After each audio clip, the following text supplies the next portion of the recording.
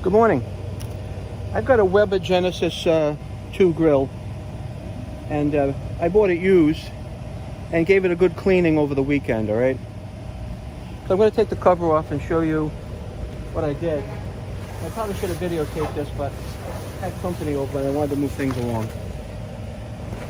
So this is the grill, and I replaced all the flavorizer bars and actually soaked the grates in simple green and power washed them. But if you'll notice, I've got this back rack on here. I'll get you in a little closer. And that back rack looks kind of lousy, all right? So what I did is I ordered on Amazon a replacement rack for this particular grill. And I'll put a link in the description for this part. So I'll take it out of the box and show you the difference. All right, you know, brand new. Big difference, okay? I think this might have only been like $25 or $26.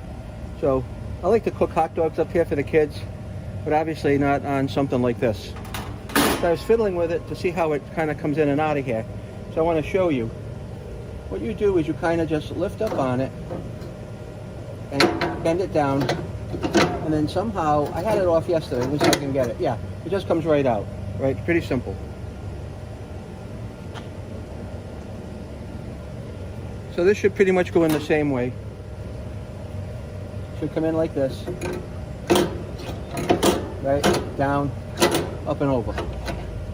That's as easy as it is. So if you want to get a new rack for yours, nice, smooth, and clean, check out the link in the description.